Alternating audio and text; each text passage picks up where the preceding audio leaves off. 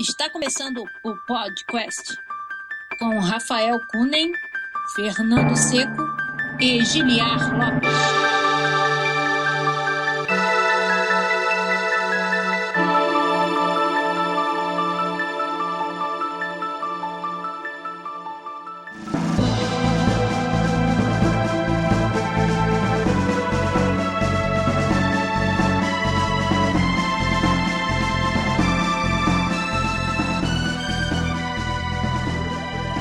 Podcast na área, galera! Estamos aqui mais uma vez gravando pra vocês esse que é, vocês já sabem, né? O único podcast onde você conversa com desenvolvedores de games da indústria internacional em português. Eu sou o Giliar Lopes, direto de Vancouver, produtor dos games da série FIFA, e estou aqui hoje com ele que está de volta, Fernando Seco, programador dos games da BioWare em Montreal. Tudo bem, Fernando? Tudo bom, tudo bom. Eu voltei de volta novamente.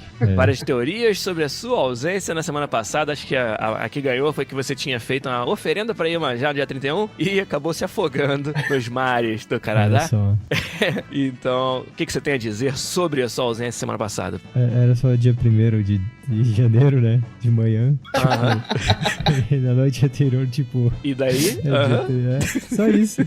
Só pra lembrar que dia que era. Entendi. A ressaca não deixou o Seco gravar com a gente, não, então... Não é ressaca. É side effect do drink potion na noite anterior. Ô, profissionalismo, é isso aí.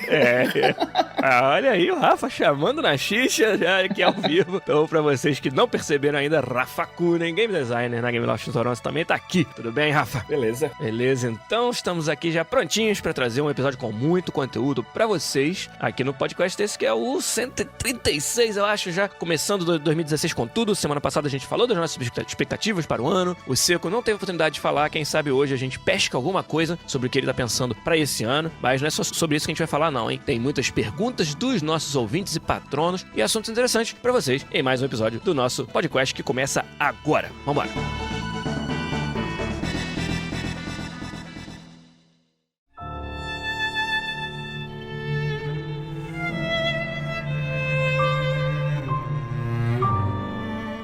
E aí, pra começar, então, vou chamar Fernando aqui, que faz um tempo que a gente não fala com ele. Fernandinho de Montreal, como eu gosto de falar. Bichinho. Ô, Giliardi.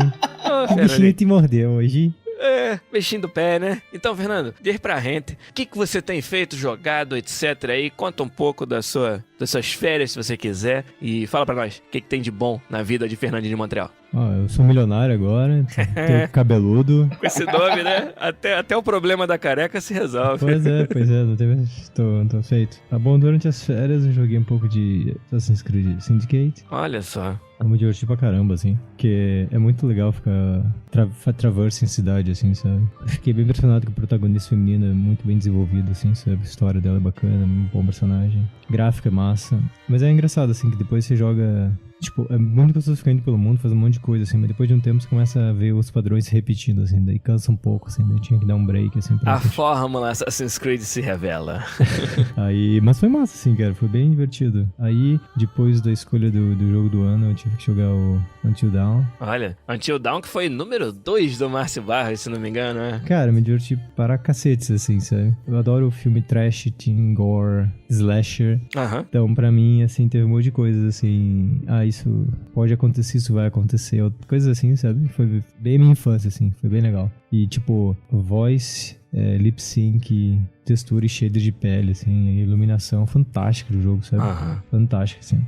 Dá pra ver um negócio legal que é, como o Márcio até falou no episódio de Top Games do Ano aí, pra quem não ouviu, volta lá e ouve nossa eleição de jogo do ano, mas ele falou que alguns dos produtores desse game, Until Dawn, eles vêm da indústria do cinema de terror e não necessariamente de games. Então dá pra ver, assim, por exemplo, nessas decisões de no que investir e de colocar uma ênfase tão grande na qualidade, tanto de animação facial, lip sync, igual você falou, quanto de iluminação, etc. Dá pra ver que esses caras estavam realmente com um foco muito grande na apresentação, né? Porque, ainda mais se a sua ideia é ou assustar, ou fingir que está assustando as pessoas num jogo desse tipo, você precisa que toda a parte gráfica, sonora e de animação esteja muito ali, assim, ajustadinho, senão é muito difícil você causar esse tipo de impressão. E dá pra ver, assim, que trazendo nessa bagagem que eles trazem, foi um jogo que investiu muito dos seus recursos nessa parte toda de apresentação, né, Cê?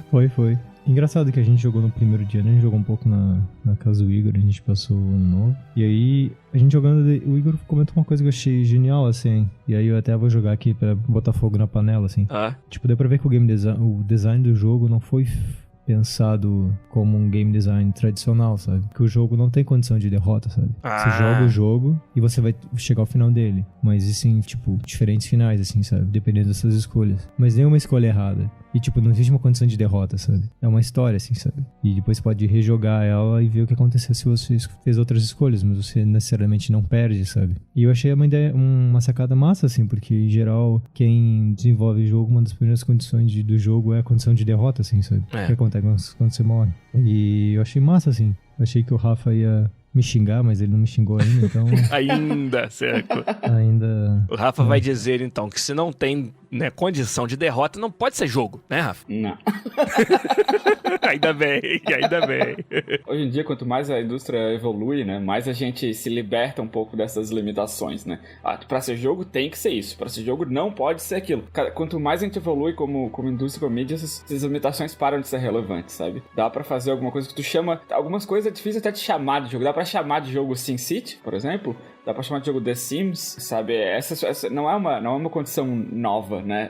Não ter condição de derrota, sim, sabe? Pra ser considerado jogo ou não. E, pô, quando acontece algo assim, um jogo novo que se liberta dessas limitações pra fazer o que ele se propõe a fazer, pô, eu curto um monte. Olha só, Rafa positivo, domingo de manhã chuvoso, cacete. Eu tô chovendo aí também? Aqui tá chovendo pra cacete também.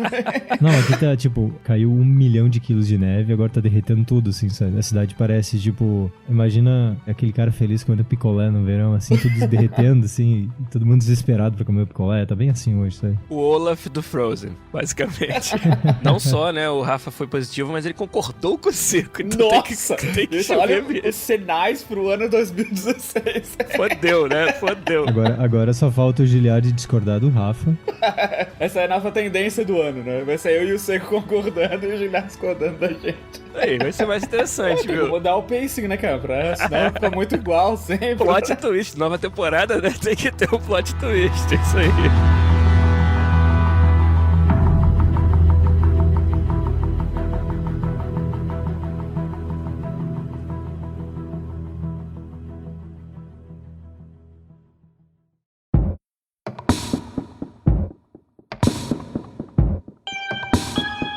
Então, por falar em o céu tá caindo aí, algumas semanas atrás, acho que foi na semana entre Natal e Ano Novo, a minha esposa Cíntia e eu experimentamos, olha só que coisa, hein? Nosso primeiro terremoto, rapá! Aqui em Vancouver. Desses anos todos que moramos aqui, estávamos, acho que a gente estava até, né, vendo alguma coisa no YouTube, assim, preparando pra gravar um dos nossos episódios dos programas do YouTube, quando, de repente, começou a tremer a parada daqui do apartamento, e, cara, a jarra em cima da geladeira quase caiu, a gente ficou louco, assim, a Cíntia, que isso? Aí, tipo, não tendo nunca experimentado, a gente não sabia se era realmente um terremoto ou se o prédio estava caindo, alguma coisa assim. E nem a magnitude, né? Não tinha ideia. Aí, o que aconteceu? Entrei no Twitter, aí, primeira coisa, todo mundo falando do terremoto no Twitter. Todos os meus amigos que moram aqui perto falando do terremoto. Foi um terremoto. Mas foi bem surreal, assim, pra quem nunca tinha experimentado, foi... E a magnitude foi o quê? 0.1? Então, eu achei que tinha sido assim o negócio do outro mundo, né? Tipo, não, com certeza foi os 8, né? Porque pra você que experimenta pela primeira vez, tu acha que é muita coisa, assim. Sem ter a noção, a gente tá rindo, mas, pô, o terremoto 8 causa um estrago gigantesco, né? Sim. O Rafa com fome. O Seco depois da buchada do fim de ano. Buchada indiana? Não, de fim de ano, porra. E aí foi 4.8 foi a magnitude, que não é, assim, desprezível, mas não é também nada. É porque foi o nosso primeiro mesmo que a gente se assustou. Mas foi isso.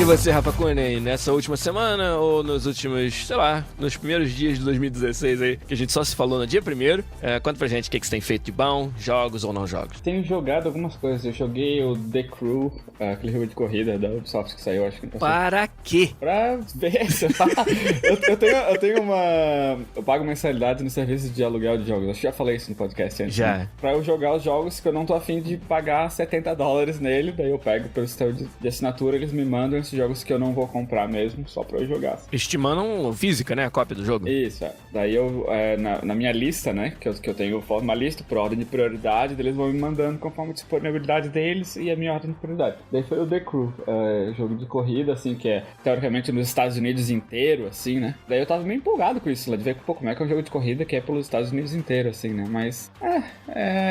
aí que tá, assim, eu não sei qual é o nicho deles, assim, porque ele não é bem arcadezão, assim, sabe, não é nem um pouco Forza, ou seja lá o que for. Gran Turismo. Gran Turismo, é bem arcadezão, assim. A história é fraquíssima, tem uma história por trás que é muito fraca. Eu gosto de alguns jogos de corrida, eu jogo Fórmula 1 quase todo ano, assim, eu compro e jogo quase todo ano, mas The Crew não é pra mim, não curti. Eu acho que pra quem curte jogo de corrida por comunidade, assim e tal, o Need for Speed novo, acho que é um foco bastante forte deles, mas não é pra mim, não curti. E eu comprei também o Disney Infinity 3.0, Toy Box. Vou perguntar de novo, pra quê? Pergunta o cara que compra todos os amigos. Os amigos. É isso? Mas os amigos têm um propósito, tá? Que é as figurinhas são massa pra caralho, né? E as figurinhas do Disney Infinity são massa pra caralho também. Porra, as do Star Wars e da Marvel são muito massa, cara. São muito bem feitas. Mas assim. tá falando com o Giliard que só gosta de Mario. Eu comprei, quero colecionar todas as do Star Wars, que são bem legais. Eu queria ver como é que é também o jogo em si, né? Eu joguei o primeiro, né, quando saiu o Infinity 1, e agora eu comprei o 3, né, eu pulei 2, eu comprei o 3 pra ver qual era, assim. E, pô, o jogo é divertido, cara. O gameplay do jogo é bem legal, cada miniatura tem seus próprios poderzinhos e tal. É bem divertido de jogar. É compatível com todas as outras miniaturas dos antigos. As features do Toy Box, né, que é pra tu criar o teu próprio jogo, assim, teus próprios levels, é bem legal, que é bem poderoso até, assim, dá pra fazer bastante coisa legal nele. Eu não sei o quanto tempo que eu vou brincar, porque os menus são um pouco pé no saco, assim, de tu navegar, mas é legal, assim, tem bastante coisa interessante pra brincar ali. O aspecto de coleção dele é bem legal. Quanto mais tu joga, tu vai poder comprar mais brinquedos pro teu Toy Box, pra tu montar o teu level, assim. Claro que é pra uma audiência específica, assim, não é... Eu não sei se eu vou jogar muito mais. Daqui a uns 2 podcasts a gente conversa de novo pra ver se eu ainda tô jogando. Mas eu acho que por que ele se compromete a fazer, assim, é muito bem feito, sabe? Tudo é... Eles se comprometem em complexidade, com limitação, assim, óbvio que o público-alvo deles é mais infantil, né? Mas dá pra fazer bastante coisa. O gameplay dos playsets que tem, né? Que são as coisas que já vêm, os levels que já vêm com as figurinhas, são bem legais de jogar, assim. Talvez pra quem se interessar, talvez eu faça um vídeo dele mostrando as features, mostrando como é que funciona e bota no YouTube, pessoal, velho. É legal, a gente nunca parou e falou, né, de Toy to Life muito aqui. Você queria falar alguma coisa? Não, é que no Brasil foi rebranded pra Disney Infinite Money. É muito maior do que até parece. Talvez no Brasil a gente não sinta tanto, né, esse impacto por causa do que o Seco acabou de falar e o Rafa também. Mas aqui fora, cara, principalmente com Skylanders, né, abrindo o mercado, foi uma explosão. Aí apareceu o Disney. O Amiibo quase que é um mercado próprio, sozinho, assim, como tudo que a Nintendo faz geralmente nos últimos tempos, porque ele não tem, né, um jogo que é o jogo Amiibo, muito mais pra colecionar as figurinhas do que outra coisa, mas... E agora o Lego Dimensions, né, saiu esse ano também, com essa mesma proposta. E a gente praticamente não falou aqui, mas, por exemplo, eu tenho um amigo que tem 2 filhos, né, um de 12 e um de 7 anos, e a gente conversa muito sobre o que os filhos deles fazem, assim, né, como é que quais são os gostos dessa geração, né, dos millennials, porque a gente é muito interessado em game design e, né, o público tá chegando com a idade tal que a gente vai ter que, invariavelmente, fazer muitos jogos pra essas pessoas, e uma das coisas que esse meu amigo me fala que eu achei muito interessante é que o Infinity, que é o Toy to Life que na casa dele, né, os 2 filhos têm, é o jogo que ele bota os filhos pra jogar quando estão de castigo. Que ele não deixa eles jogarem Call of Duty, não deixa eles jogarem outras coisas que eles gostam, e fala, o seu castigo vai ser, só pode jogar Disney Infinity agora. É muito engraçado isso, eu dar conta disso, assim, como que existe todo esse mercado, vamos dizer, de quase que uma coisa secundária, não diria secundária, mas uma experiência que, na visão da criança, ela não é exatamente o game que ela quer jogar, sabe? Mas é uma brincadeira, algo que ela faz com os amigos e que aí ela perde a graça e tal, e aí no caso desse meu amigo, por exemplo, perdeu tanto a graça que ele bota eles pra jogar quando eles estão de castigo. Então eu achei muito interessante e algo que a gente nunca teve a oportunidade de falar muito assim, mas que é um mercado, cara, que movimenta muita grana. E aqui fora é muito popular, cara. É absurdo, assim, as pessoas às vezes não têm noção do quanto que tem, assim, de quanto que vende. E figuras de peso como uma Disney da vida e agora Lego tendo entrado nesse mercado não é à toa, assim. Tanto que a Nintendo tá fazendo quase que mensalmente sai 2 figurinhas novas, né? Em termos de caixa pra Nintendo também foi gigantesco, amiibo, assim. Pois é. Se for pensar que o jogo principal ali, que vem com 2 miniaturas de jogo, é uns $70, né? Que é talvez um pouco mais que isso, que é um preço de um jogo normal, né? Então tu pensa que cada miniatura é $16, cada uma, né? Se a gente for ver, cara, os DLC de jogos, um DLC que custa $10 já quase não é todo mundo que compra, $10, $15, alguns 20 mais incrementados, né? Que sai 2, 3 por jogo. Agora imagina a quantidade de miniaturas que vende. É uma máquina de fazer dinheiro, cara. É uma máquina de fazer dinheiro, cara. Porque tu comprou assim, ó. Tem gente que compra só as miniaturas, que nem tem o jogo. Não compra o jogo, compra só as miniaturas. Porque é legal, elas são bonitas pra ter na prateleira. São bem legais, assim, pra quem curte os personagens da Marvel, personagens de Star Wars, pra ter as miniaturas, elas são muito bem feitas, muito bonitas, assim. E daí o Rafa se explicando. Tô dizendo que daí o jogo em si, assim, sabe, é mais uma coisa, tipo, acho que remete um pouco a action figures, assim, né, que é as miniaturas que tu brincava com elas mesmo, né, piu, piu, piu, brincando uma com a outra. Eu acho que é mais ou menos essa a intenção, sabe? Tu acho que na brincadeira do Seco com action figures os barulhos eram um pouco diferentes, mas tudo bem, vou deixar como exercício para o ouvir. Miau.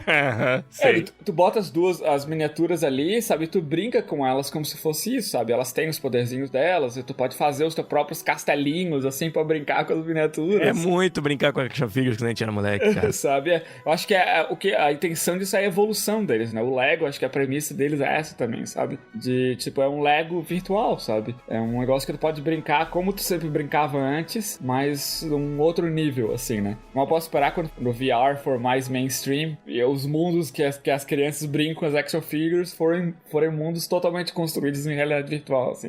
Dentro do seu quarto agora virou o playground onde você brinca com seus coleguinhas, com as suas action figures, e aí você mede lá quem tem o pau maior. Eu comprei o Homem de Ferro versão de colecionador, que sempre tem um colega, né, que faz isso.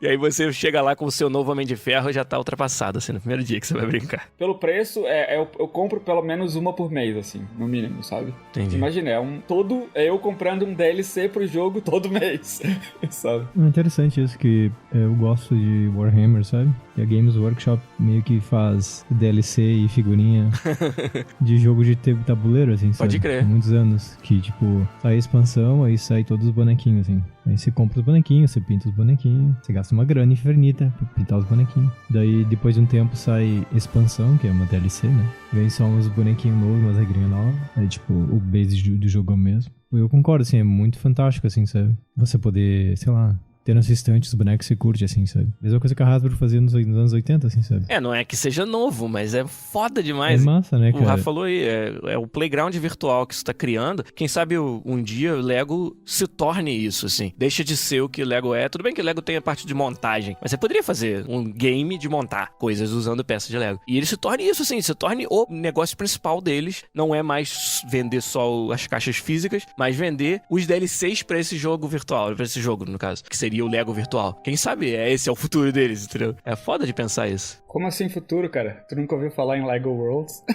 Pois é o presente dele. Uma coisa que você comentou que eu acho bacana, assim, é do Amiibo. Apesar de tudo, tipo, a gente se trola, assim, mas se você for ver na internet, já de gente apaixonada treinando Amiibo o dia inteiro, assim, sabe? O meu Amiibo ganhou um campeonato de, sei lá, Smash Bros, assim, sabe? Aí tu vê aquela trolha jogando, assim, tipo, é bem impressionante, assim, sabe? E o fato de que tem um potencial, assim, de ele ser o seu second player, assim, sabe? Tipo, seu jogo bem feito e você treina o teu boneco pra ser o seu second player. Imagina você jogar contra com o seu amiibo, assim, sabe? Seu amiibozinho do contra jogando contra com você, assim. É massa, assim, sabe? Acho que tem um potencial bem grande, assim. Mas eu acho que tem que começar a ir um pouquinho mais além de, tipo, você compra o bonequinho só pra colocar na tela e acontecer alguma coisa, assim, sabe? Fala isso pra Nintendo. Pois é, quando eu tava no Japão, assim, eu vi isso com um jogo de carta, assim, que eu achei bem incrível, assim, sabe? Tinha uma máquina, você botava carta como se fosse um Magic, você colocava as cartas na mesa, elas se materializavam, assim, em 3D, assim, na tela. E aí, tipo, você podia posicionar elas pra frente ou pra trás, aí os bonequinhos na tela se moviam, você podia girar as cartas, o bonequinho se transformava, tipo, ficava em posição de defesa ou ataque. Você podia combinar as cartas e, tipo, 2 faziam um ataque combinado, assim, sabe? Aí eles davam uma mãozinha, assim. Tipo, porra. Não, mas é foda, cara. Não, tipo, é foda, tô zoando, mas é maneiro. É um Yu-Gi-Oh! De verdade, assim. Sim, sabe? cara. Pô, é foda, cara.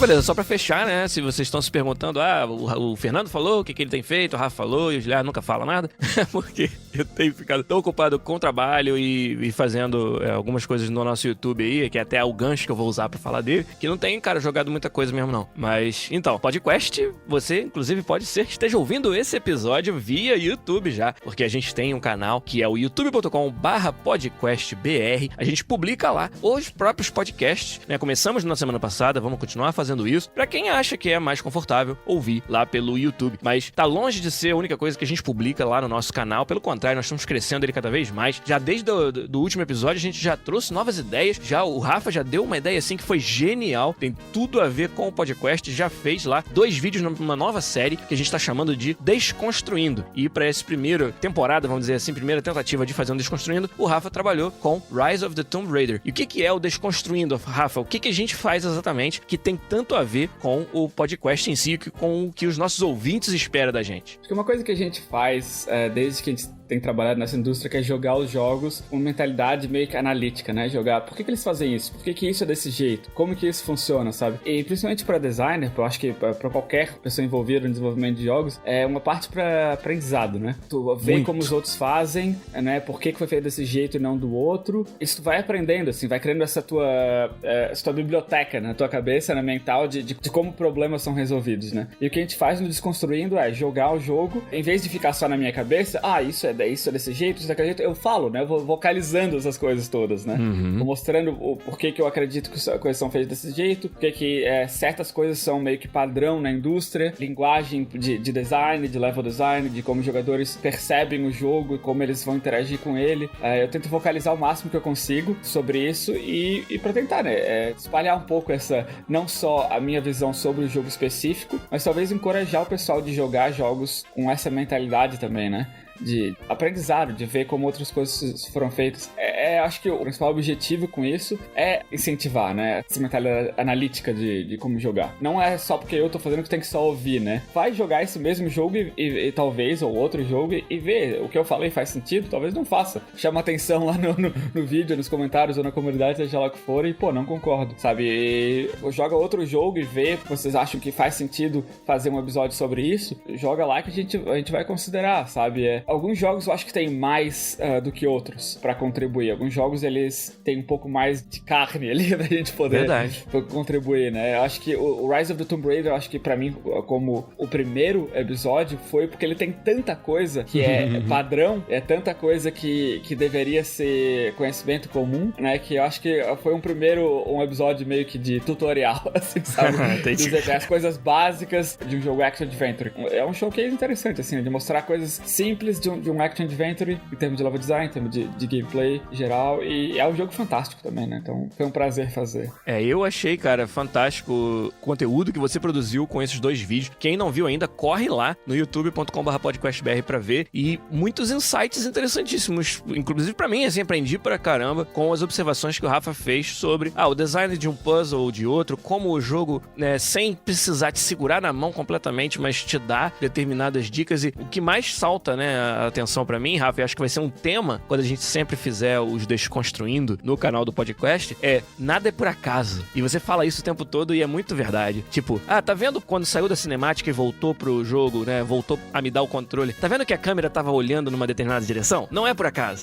Tá vendo que o level designer fez tal coisa de tal maneira, pintou isso de um outro jeito? Não é por acaso, sabe? E isso é algo que dá um valor tão grande ao que o designer e o desenvolvedor de games faz, que a maioria das pessoas simplesmente não consegue enxergar. E se a gente pode dar esse tipo de contribuição e adicionar esse tipo de contexto ao que tá acontecendo na sua frente enquanto você joga, acho que todo mundo só vai ter a ganhar, assim, sabe? Em observar essas coisas. E acho que a galera vai curtir muito. Já tá curtindo, cara, tá mostrando isso pra gente, né? O feedback foi amplamente positivo desses primeiros episódios do Desconstruindo, que com certeza a gente vai fazer mais, né? Indo pra frente aí no youtube.com/podcastbr.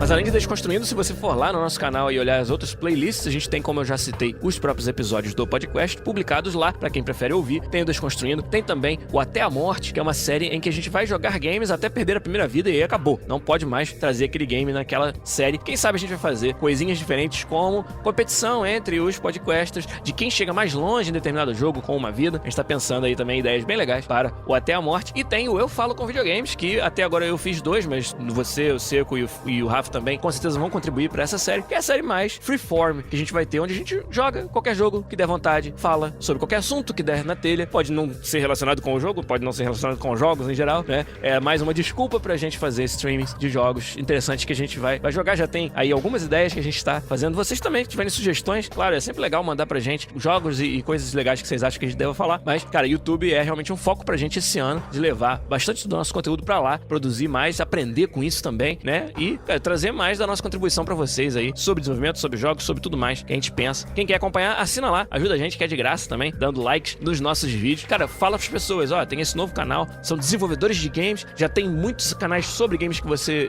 assiste e quer ver algo diferente. O que a gente traz de diferente é justamente essa visão de quem tá dentro da indústria e fazendo essas pontes de raciocínio entre o desenvolvimento e o jogo, né, e jogar os games, que são duas coisas que a gente faz. Aí a gente traz pra vocês em português esse conteúdo, que eu acho que é uma coisa única aí no Brasil. Então, né, quem quiser ajudar a gente aí, não pode ajudar lá no Patreon, então a contribuição melhor que você pode dar é divulgando o nosso canal, youtube.com/podcastbr, pra todo mundo.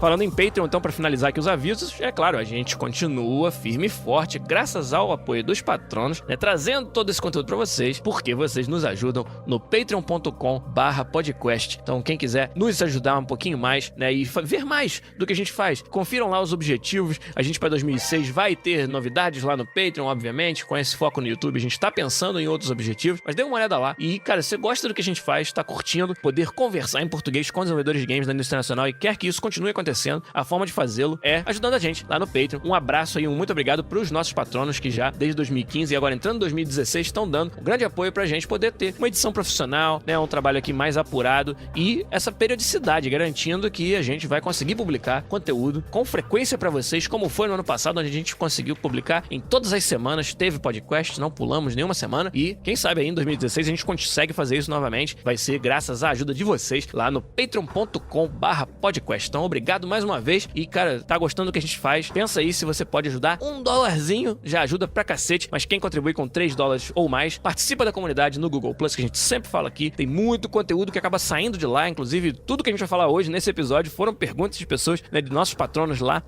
na comunidade do Google Plus. E também, quem contribui com $15 participa então de um hangout mensal com os podcasters, onde aí sim, né, somos nós lá conversando abertamente com os ouvintes mais chegados, falando de vários assuntos, tudo que vocês querem falar e coisas que às vezes a gente não poderia falar aqui no podcast, a gente vai falar lá no hangout mensal. Então, gostou disso aí que você acabou de ouvir, gosta do que a gente faz, ajuda a gente, por favor, lá no patreon.com/podcast.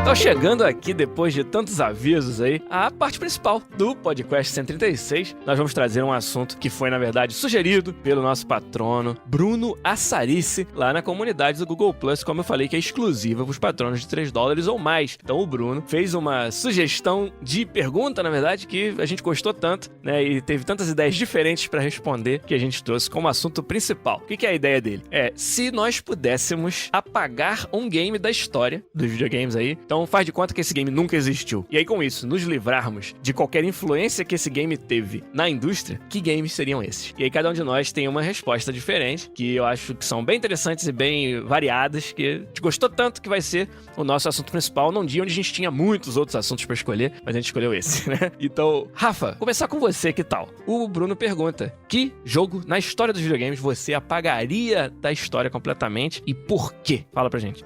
O jogo que eu escolho, eu acho que é não por ele ser um jogo mal feito, o que ele afetou a indústria. Eu vou escolher Farmville, o primeiro lançado no Facebook, que eu acho que não por esse, eu acho que ele atingiu o mercado como ele estava esperando atingir, talvez até mais, de uma forma extremamente eficiente. Pra eles, é claro que foi um sucesso, né? Não dá pra dizer, não dá pra tirar esse mérito deles. O que isso ocasionou, né? O sucesso deles ocasionou foi uma hipercasualização do mercado de jogos, né? Do planeta, né? Então foi todo mundo achar que porque Farmville fez um sucesso com uma certa audiência, qualquer coisa faria, ou quanto mais a gente copiar Farmville, vai replicar o sucesso. Ou só essa é a fórmula que funciona para os chamados social games. Exatamente. Faz o que eles fazem, porque o que eles fizeram dá dinheiro, sabe? Não é assim que funciona, né? Eu acho que muitas empresas foram formadas para copiar eles, muitas empresas mudaram completamente as suas filosofias para copiar eles e faliram, né? Por causa disso, acho que foi um rombo na indústria, né? Que é difícil saber o que aconteceria, por exemplo, com uma Digital Chocolate se eles continuassem fazendo o que eles sabiam fazer, que é jogos mobile. Não é muito difícil, na verdade, de ver, porque isso aconteceu através da Supercell, sabe? Pessoas que saíram da Supercell por causa que a Digital Chocolate quis copiar a Zynga, formaram uma empresa como a Supercell, que hoje é líder da indústria. Levaram esse know-how com pessoas-chave da Digital Chocolate, contrataram talentos novos excelentes, levando aquela filosofia, e hoje são líderes do mercado, sabe? Todos os jogos deles são top 10 na App Store, sabe? Agora imagina se esse rombo do Farmville não tivesse existido, sabe? Se as pessoas continuassem dando o melhor delas pra fazer os jogos que elas querem fazer e não tentado copiar uma fórmula de sucesso. Fora que isso ainda existe, né? A Supercell também tá sendo copiada porque todo mundo acha que copiar o que eles fazem também dá dinheiro, que não é verdade. Uhum. Eu acho que foi uma tendência, assim, que deu um baque na indústria, né? Trouxe muita gente que simplesmente queria entrar nessa mina de ouro e falhou, né? E eu acho que essa super casualização levou a gente a ter vários jogos de baixíssima qualidade, que isso é só ruim pra indústria, assim, né? Que é... Em vez de a gente tá focando em fazer coisas interessantes, a gente tá focando em tentar achar a mina de ouro, né? Tentar manipular dados o máximo que a gente pode pra, assim, a gente consegue convencer pessoas a nos dar dinheiro ao invés de merecer dinheiro. Essa última frase sua seria, vamos dizer, o caminho que eu queria levar a essa sua resposta, que é não só, né, essa casualização trouxe jogos de baixa qualidade e praticamente jogou fora um veio para se fazer experiência de jogos que são as redes sociais, que talvez ele tivesse um futuro mais interessante, mas o sucesso absurdo e essa relutância em fazer qualquer coisa diferente acabou jogando fora esse mercado praticamente, né, dos social games, mas também ele começou uma onda que ela vai ficar com a gente, acho que para sempre, do design dos jogos ser feito não só para maximizar ou a diversão ou, né, tudo que a gente preza nos games, mas para maximizar o gasto, né, a monetização. Termos como monetização se tornaram algo que você tem que ter no seu vocabulário e vai falar quase que diariamente fazendo design dos games, que antes não era o caso. E isso para mim é até estranho falar isso trabalhando no game como eu trabalho, que é o FIFA, que tem um modo como Ultimate Team, onde é muito forte isso, mas a parte da alma do design dos jogos foi embora, sabe? Quando você começou a fazer isso, eu senti um pouco isso, assim, talvez eu esteja dramatizando demais, mas acho que a pior consequência dessa influência é muito mais nisso de que agora pessoas até que não entendem nada de game design estão esperando dos game designers que eles tenham uma preocupação talvez até maior do que com o jogo em si ou a diversão, na parte da monetização, na parte da extração de dinheiro do consumidor, sabe? E isso pra mim foi o que eu mais senti e o mais, sei lá, triste, chato que eu encontrei da influência do Farmville. Você sente isso também, Rafa, ou não? Eu queria dizer também aqui que eu não sou contra casualização, não sou contra jogos casuais. Não, eu acho que tem mercado pra tudo. Tem jogos casuais excelentes que eu jogo ainda e que eu acho que eles existiriam Farmville ou não. Sim. O fato de a gente ter partido que jogos celular ter virado mainstream como é que todo mundo tem, né? E o ciclo que tu tem tempo pra jogar no teu celular é pequeno, então o jogo tem que ser com ciclos de gameplay curtos, fácil de entender, porque a tua audiência é muito maior, então tu não pode contar com que as pessoas pessoas sabem tudo ou estão dispostas a querer aprender a complexidade do jogo durante muito tempo. Eu sou a favor disso. O que eu sou contra, né, o que eu acho que... claro que a Zynga não era a intenção deles acabar com a indústria, né? Eles não são gênios do mal que, vamos destruir o mundo, sabe? Mas eu acho que foi mais a percepção de que, uma mina de ouro, vamos seguir, vamos tentar copiar eles, que onde a gente copiar sucesso, a gente vai ter sucesso também, que não é bem assim, né? Querendo ou não, eles deixaram um rombo ali, que foi que privaram, talvez, talentos enormes. Com a melhor comparação que eu tenho é tipo um Dark Ages, assim, sabe? Que se não tivessem... Imagina se a igreja não tivesse destruído todos aqueles livros antigamente, sabe? Se não tivesse perseguido cientistas, sabe? O quanto a ciência teria evoluído hoje. Claro, dadas as devidas proporções, né? Não, mas acho que a analogia ela faz sentido se você fizer o resguardo das proporções aí. Não, o quanto será que essas pessoas que foram limitadas, não, copia a Zynga, copia a Farmville, se as pessoas pudessem ter continuado, né, perseguido, explorado e pesquisado mais e avançado os próprios jogos, né? Quanto será que a indústria teria evoluído? Eu posso dar um ponto de vista diferente? Pode. É pra isso que olha só, quem achava que 2016 ia ser diferente, vamos voltar ao forma normal, seco, discordando do Rafa, manda. Não tô discordando, eu vou fazer uma observação. Tipo, imagina que a Zynga nunca tivesse existido e tivesse toda essa montura de gente massa que é Supercell hoje, a Digital Chocolate fazendo o que a Digital Chocolate fazia. Você acha que eles iam ser o que a Supercell é hoje?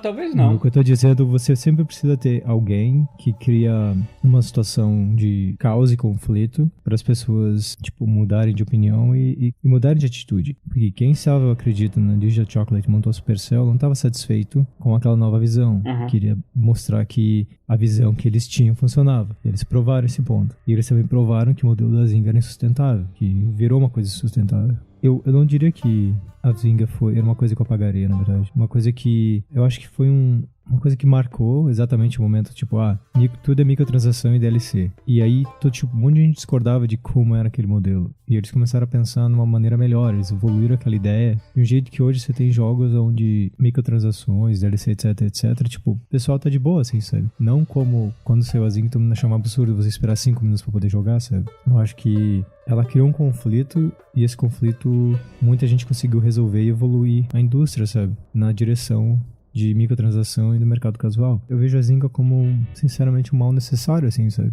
Porque a Zynga mostrava, tipo, tudo que era ganância, toda vontade de sugar o máximo de dinheiro possível, sabe? E um monte de gente falou assim, não é isso, isso não sustenta. Eles quebraram e a ideia continua, mas a ideia evoluiu, sabe? De uma maneira mais sustentável, sabe? O Seco tá exacerbando aí o problema fundamental das realidades alternativas, que é a gente não saber como elas seriam. Tudo bem, você tem um ponto, com certeza. Agora, acho que o mal, vamos dizer assim, o dano que ela causou, que o Farmville causou na nossa indústria, ele é tão palpável que cabe você, pelo menos, especular se não seria melhor essa realidade alternativa. Talvez nela o Supercell não tivesse acontecido. Talvez nela, vários dos motivadores, igual você falou, pra gente trazer coisas positivas pra indústria, baseado nas coisas negativas que a gente viu, não tivesse acontecido. Agora, o quanto isso seria melhor ou pior do que a realidade real, vamos dizer, a que tá valendo, né, pelo menos na nossa timeline, é que eu não sei medir, entendeu? O quanto isso seria melhor ou pior. Com certeza seria diferente. E é interessantíssimo, assim, a gente ter esse contraponto. Não sei, ainda tem uma bronca muito tão grande, assim, de tudo que o Farmville trouxe, igual eu falei aí, que preferiria essa realidade, eu acho. Mas não sei, talvez não fosse a Zynga e fosse uma outra coisa muito pior, né?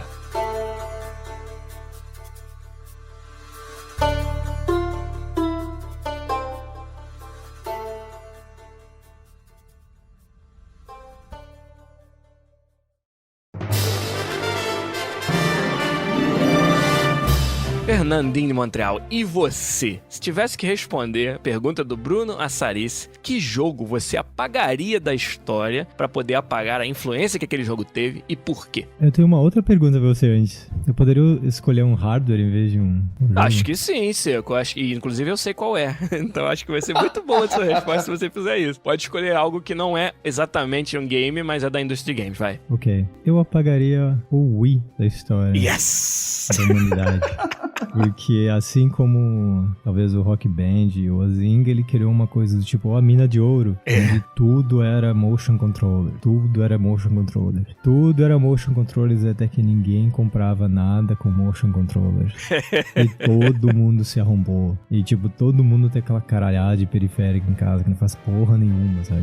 E tipo, e as promessas mentirosas, assim. Não, você pode fazer isso com o Wiimote. 6 anos depois. Não, Wiimote Plus entrega a promessa. Agora você pode fazer aquilo. Isso é mentira.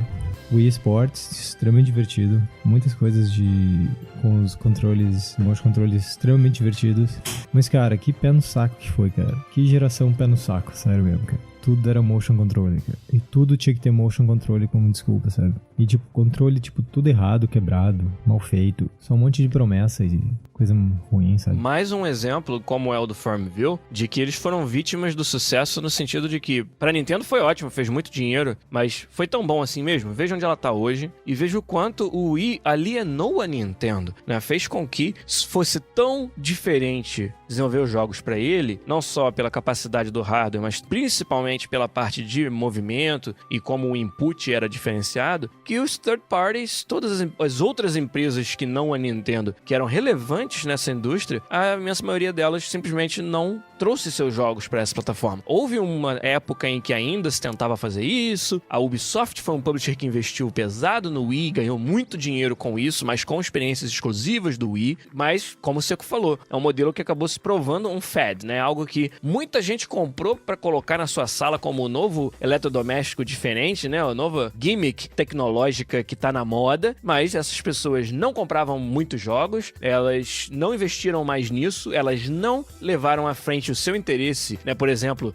indo do Wii para o Wii U, não aconteceu essa migração, elas simplesmente, eu não sou gamer, eu joguei aquele negócio tal de Nintendo Wii, foi muito legal na época, agora meu interesse é outra coisa, eu gasto meu dinheiro com outras coisas. Não só o impacto que o Seco falou, mas principalmente uma empresa que a gente ama como a Nintendo, como isso alienou ela completamente, e hoje você tem um mercado que é o dos jogos, vamos dizer, AAA convencionais e o mercado da Nintendo como duas coisas muito separadas. Tristemente pra nós, que acabamos tendo que gastar muita grana só pra jogar os jogos da Nintendo, e isso não vai durar pra sempre, vai ter uma hora em que isso não vai fazer mais sentido, não vai valer mais a pena. E uma empresa que era, né, uma que a gente amava de paixão, tomou esse caminho, graças ao seu próprio sucesso, né, com o Wii. Muito foda. Quando você falou hardware, eu já sabia, Seco, que era isso que você ia falar, porque é tão gritante, né, o que isso trouxe pra indústria. E eu acho engraçado que eu posso fazer o mesmo contraponto que eu fiz pro Rafa, assim. Certo. Tipo, só que eu não vejo o impacto que os motion controllers tiveram depois que passou a febre, sabe? Você entende? Tipo, não foi nada criado,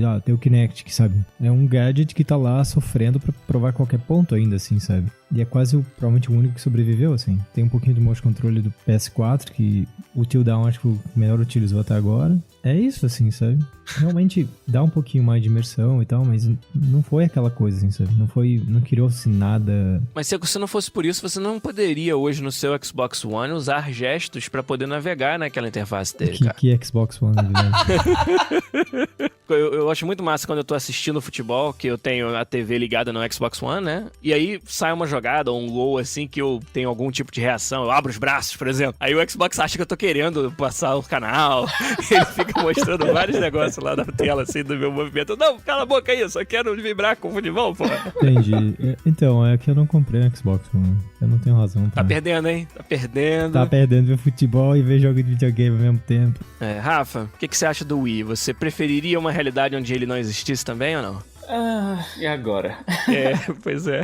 Eu não sei, eu nunca liguei muito pra motion control, não sei se me afetou. Mas você ligava pra Nintendo? Antes, claro, então talvez se eles tivessem, se o próximo console deles, em vez de ser o Wii, fosse, sei lá, mas... Eu acho que eu tô mais com o Seco, assim, de que a alternativa provavelmente seria melhor.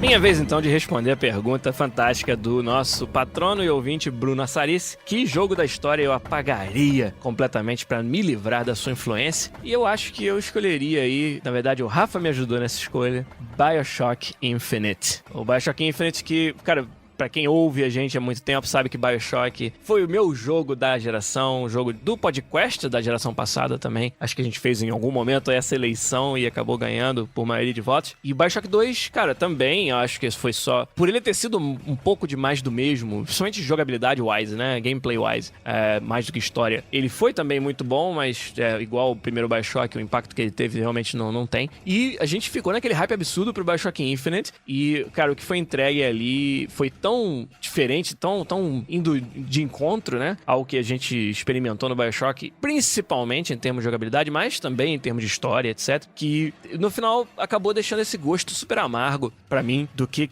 a franquia se tornou. E a gente não sabe o que teria acontecido com a Irrational Games, a gente sabe que ela acabou, não existe mais hoje, e é um dos estúdios que a gente mais admirava, pelo menos pra mim, eu tenho certeza pro Rafa também. Eu não sei se o sucesso ou não sucesso do Infinite teve alguma influência, né, no fim da Irrational, mas eu gostaria de acreditar que sim, que se o novo BioShock que saiu naquela altura seguisse naquela linha, expandisse na proposta que o primeiro BioShock teve de jogabilidade e de consequência das suas decisões até maiores, né? É engraçado a gente ver assim, por exemplo, o Ken Levine tendo admitido na época do primeiro BioShock que o resultado das suas escolhas não ficou da forma que ele gostaria, no final ficou uma coisa meio binária e meio assim, sem muito conteúdo pra você, né? Pra quem não lembra, BioShock 1 você decidia da Harvest, né, das Little Sisters ou salvá-las e tal. Essa era basicamente a opção que você tinha e mudava de entre dois finais apenas, né, que é muito aquém daquilo que ele achava que devia ser. E o que eu falei que era engraçado de ver é que agora que a Irrational não existe mais, o Ken Levine foi montar um estúdio justamente pra fazer jogos onde as suas escolhas, segundo ele, têm uma consequência muito maior e que a narrativa seja muito mais uma coisa dinâmica baseada nisso. Vamos ver se ele vai conseguir fazer ou não, mas a ideia que ele tinha desde lá o BioShock, provavelmente antes até, ele agora tá dizendo que vai conseguir realizar. Mas então, eu tô fazendo um digression aqui, sem nem a palavra em português, mas pra dizer que, cara,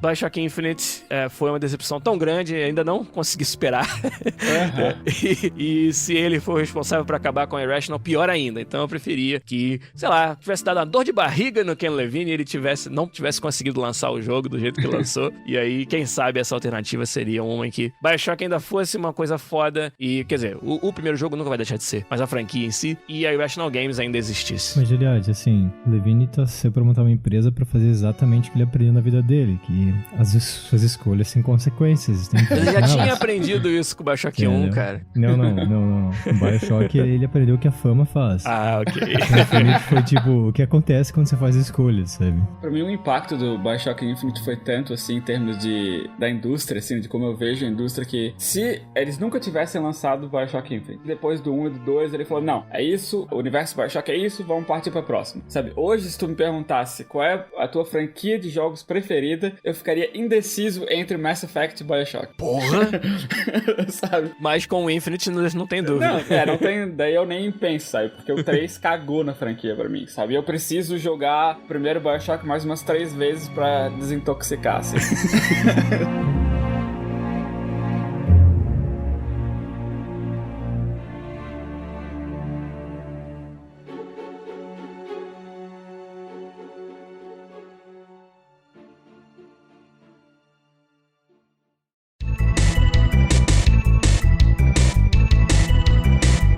Então é isso, a gente fecha aqui a parte principal que eu achei que ficou bem divertida do podcast 136. O Bruno Assarice mandou essa pergunta fantástica que a gente respondeu aí, cada um à sua maneira. E vocês, acho que é uma pergunta que tem tudo a ver com a participação de vocês. E respondam também nos comentários, tanto aí agora no YouTube, né, que a gente tá publicando os episódios, mas também no nosso site podcast.com.br. Comentários no episódio 136, que jogos ou coisas relacionadas à indústria de jogos vocês apagariam da história e por quê? Ou se vocês discordam de tudo que a gente falou, se vocês acham que deveriam ser mantidos, né, o Farmville, o Wii ou o BioShock Infinite, tudo que a gente falou aqui, a gente quer muito saber a sua opinião sobre esses assuntos, mas agora que a gente fechou essa parte do programa, a gente vai rapidinho fazer o correio do podcast. Vamos lá.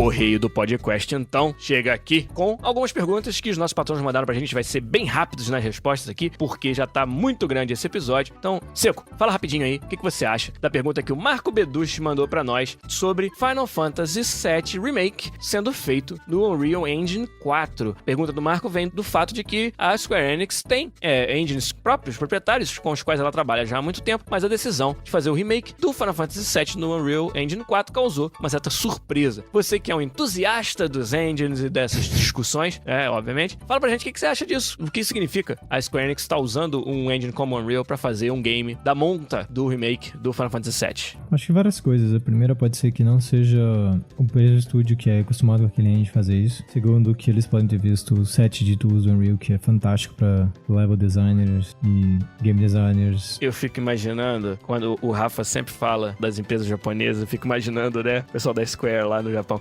Unreal!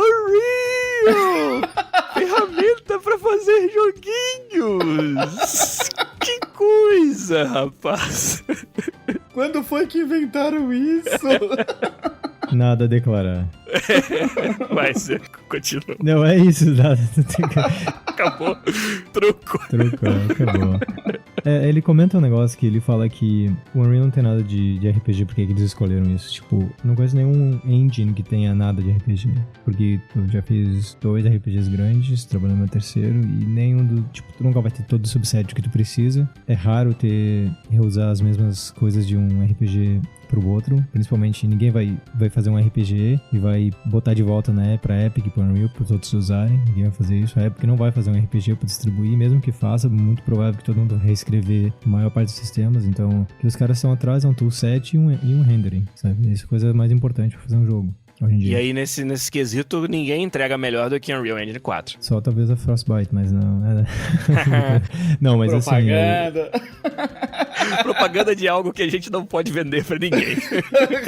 Não, é porque o Unreal é ridículo, assim, cara. Tipo, é ridículo. A qualidade do toolset é imbatível, assim, sabe? É ridículo, sabe? O pipeline gráfico pode ter problema e tal, mas, tipo, sempre vai ter engenheiro mudando tudo isso de qualquer jeito. Então, o importante, cara, é toolset e o render, cara. O resto, cara, vamos reescrever mesmo. O resto você tem que fazer de qualquer jeito, né? Exatamente. Esse é o ponto. Pois é, engine é muito mais do que as ferramentas, que ferramenta de RPG, de inventário, de skill, sabe? Isso os programadores vão ter que fazer de qualquer jeito, sabe? A parte difícil é o que eles precisam do Unreal, né? Sei. A mentalidade acho que vai muito além do que, por exemplo, a Unity se propõe, que é tipo, você compra módulozinhos para pessoas que não entendem direito como fazer, sabe? Você pluga tudo e faz um jogo. Quem tá investindo num remake de Final Fantasy VII não tá preocupado com plugar coisa e reusar, sabe? Tá preocupado com fazer o jogo, sabe?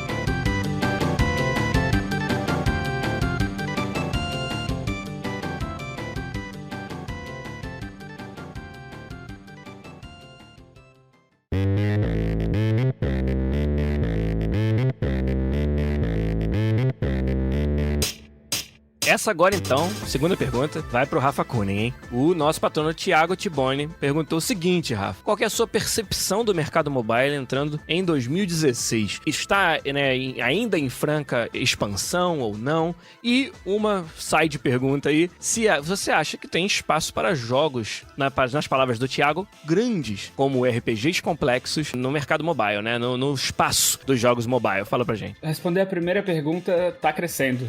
Eu acho que vai continuar crescendo durante muito tempo. Eu não consigo prever se um dia vai parar de crescer, né? Como assim? As pessoas não estão parando de comprar celulares novos? E celulares não estão parando de ter mais recursos? É sério?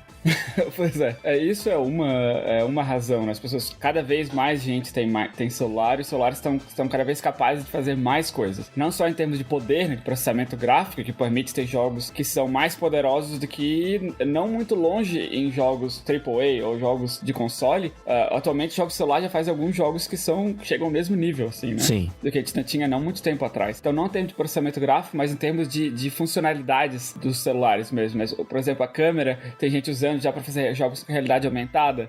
Os próprios features dos celulares, assim, tem gente usando de maneiras interessantes que acho que não tá perdendo velocidade cada vez mais.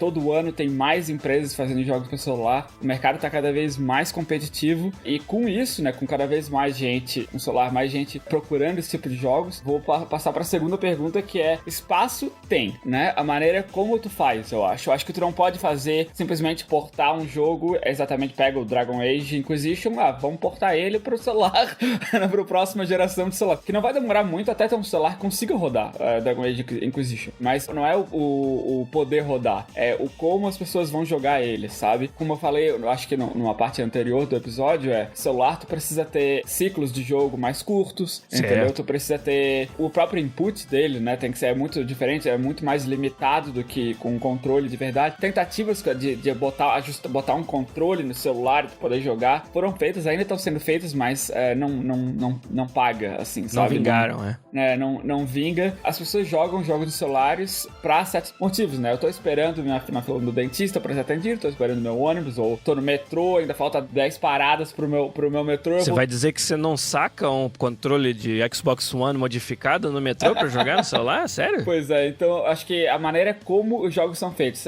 espaço para esse tipo de jogo tem espaço. Inclusive, KOTOR foi portado para celular. Tu pode jogar o Knights of the Old Republic no celular, se quiser. Sabe, espaço tem. Eu acho que a maneira como eles são feitos, né? Eles têm que ser feitos com cuidado que é necessário, ou então tu vai estar jogando dinheiro fora, né? Eu tava vendo a casa do Igor, ele tem um Apple TV nova. A qualidade de algumas coisas, tipo, parece early PlayStation 3, assim, sabe? Tipo, a gente tava jogando um jogo de corrida. Então, longo prazo, tipo, imagina que o celular fique super poderoso, assim, sabe? Você atira ele na parede, assim, desintegra o mundo, sabe? Tão poderoso que ele é. Seco, perdoa a minha ignorância. Como é que você joga um jogo de corrida na Apple TV? Qual é o input? Como é que você faz?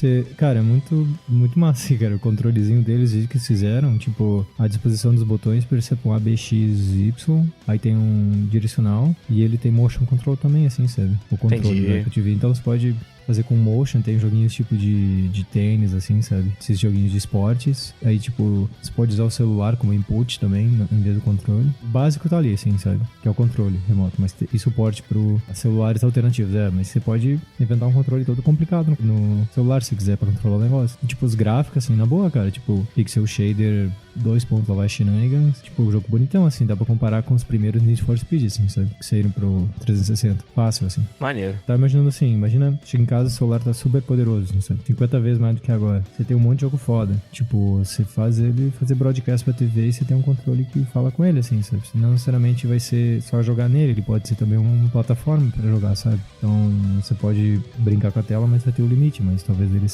possa virar uma plataforma. Ao invés de, tipo, só pensar que ele é um console, assim, sabe? Você entende, quer dizer, não só jogar na tela, mas, assim, tem um controle que acessa o jogo que tá nele, assim, sabe? Sim.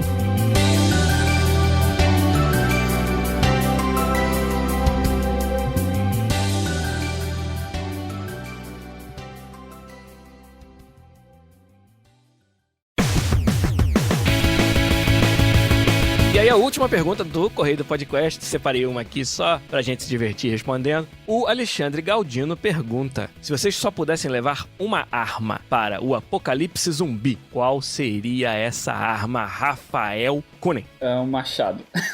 Por quê? Não tem munição, não preciso me preocupar com munição e mata zumbi eficientemente, e eu posso usar pra arrombar a porta, pra pegar madeira. Mas a munição do machado não é a sua endurance?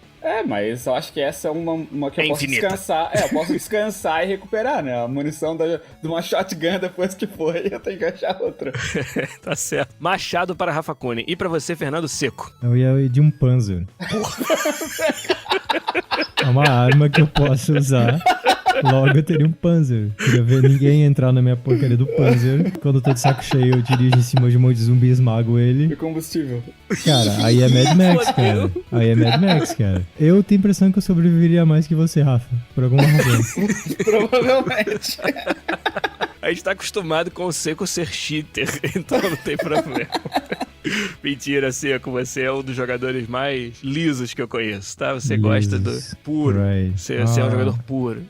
Tá bom assim? Ok. Então tá, minha resposta, olha só, eu passei, cara, alguns dias, né, considerando essa pergunta. Eu escrevi alguns algoritmos aqui, cheguei a uma conclusão. Vamos ver se vocês vão acompanhar comigo. Primeiro, né, Rafa, a gente tá fazendo essa análise e acho que a gente tem que conhecer o inimigo, né? O inimigo é um zumbi. ou Nação Zumbi. Olha aí a referência. Então, o que são os zumbis? Eles são burros pra caralho e são em muita quantidade. Então, eu imaginei assim, que qualquer arma de força bruta, a não ser que ela tivesse muita força bruta como o Panzer, é difícil você projetar que ela vai durar, né, no futuro, né? Então, eu pensei, cara, eu preciso de uma arma tática. Eu preciso de algo que eu vá explorar o que eu tenho que os zumbis não têm, que é capacidade de raciocinar, né? E explorar o fato de eles serem burros pra minha vantagem. E aí a arma que eu achei que vai fazer melhor esse trabalho é a Portal Gun. Acho que se eu tiver uma Portal Gun, eu vou poder criar, né, vórtices de zumbis onde eles ficam caindo infinitamente. Eu vou poder, entendeu? Isolar os zumbis de onde eu tô. Eu vou poder me locomover de uma forma muito mais fácil. Eu vou poder atraí-los pra um lugar pra usar a Portal Gun no último minuto pra deixá-los presos lá enquanto eu vou embora. Eu achei que, em termos de sobrevivência num apocalipse zumbi, eu poderia explorar a burrice deles usando uma Portal Gun. E, na verdade, não é nada disso. É só porque eu acho a Portal Gun massa pra caralho. Eu queria ter uma, então eu usei isso como desculpa. Entendi. Por isso tu me chamou de cheater primeiro, pra você poder criar toda uma camada pra poder falar de uma arma que realmente não existe. Não existe. Não, tá tranquilo. Eu aceito. Já que o Seco quer ter um puzzle, então eu vou ter uma Portal Gun. Ó, na boa, vai. Todo mundo ter lightsaber ia ser massa, vai. Lightsaber ia ser maneiro, mas não sei quanto a eficiência dele. Igual é o mesmo problema que eu tenho com o machado. Uma hora você vai cansar. Mas sabe de luz, cara, não tem peso, né? Então tu não cansa muito. E ele não precisa fazer muita força pra cortar. É verdade. Então eu acho que não cansa muito. E a bateria dura quase pra sempre, então... Além dele existir, né? Que é uma vantagem sobre a Portal Gun, naturalmente. Então é isso. Eu espero que a galera tenha curtido aí. Fale pra gente também que arma vocês levariam para o apocalipse zumbi nos comentários do podcast.com.br, episódio 136. Vai!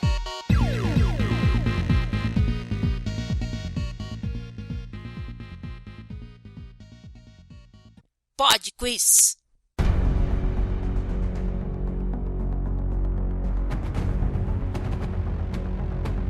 Pod Quiz Musical voltou em 2016, caso você não tenha sabido, e a gente teve uma musiquinha no episódio passado que eu vou tocar novamente aqui. O Seco não estava lá, vai poder tentar adivinhar. O Rafa já sabe qual é, já está envergonhado de não ter adivinhado de primeira, mas vamos ouvir aí, vamos tocar para todo mundo novamente qual foi a musiquinha do Pod Quiz Musical da semana passada. Ouve aí.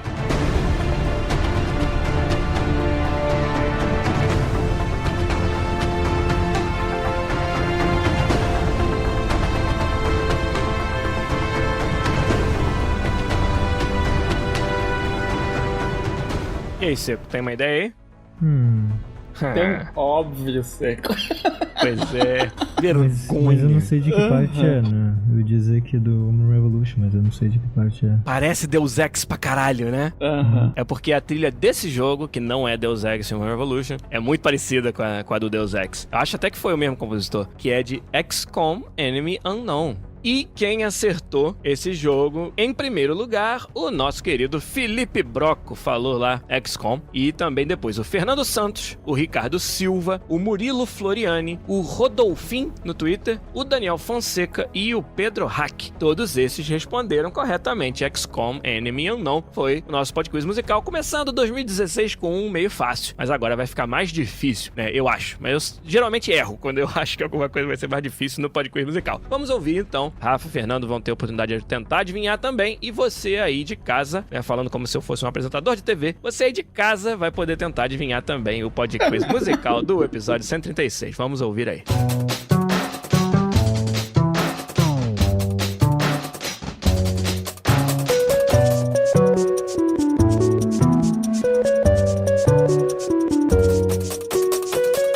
E aí, alguma ideia? Parecia música de jogo pornô no começo, mas... Garoto. Já ouvi antes, mas não... Já ouviu antes, né, Rafa? Você joga tudo, cara. Quase toda música que eu boto aqui você já ouviu antes. Mas então, quem sabe manda aí comentário no podcast.com.br, episódio 136. Deixa no YouTube também, já que tá valendo, né? A gente tá publicando lá no YouTube. Comenta lá no YouTube também, serve, tá ótimo. Mas não deixe de dar um like, hein, no nosso vídeo. E também no Twitter, @podcastbr. Se você sabe que música é essa, manda pra nós, a gente vai falar os nomes dos acertadores semana que vem no Pod Quiz Musical.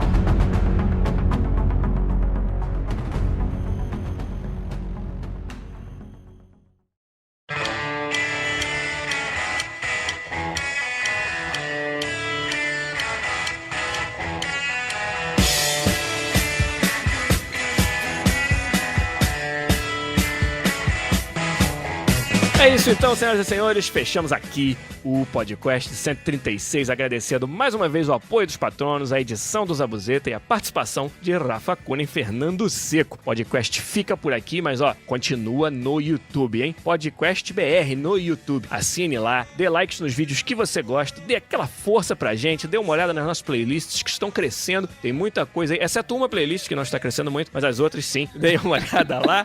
Cara, abraços pra vocês, ótima semana. A gente, cara, um monte de coisa que a gente não comentou, vamos continuar essa conversa aí nos comentários, no YouTube, na nossa comunidade do Google Plus, se você é patrono de $3 ou mais, no patreon.com/podcast. Então, Fernando Seco, brigadão, bem-vindo de volta e vambora, 2016 é o ano do podcast, rapaz. Hi, arigatou gozaimasu. Isso aí, pra quem entendeu. Rafa Cunha, você também pode se despedir em japonês se quiser. Um abraço pra você, obrigado pela presença. Valeu, até a próxima. Valeu, o japonês do Rafa um pouquinho mais inteligível e eu também me despeço de vocês, Giliar Lopes, até semana que vem.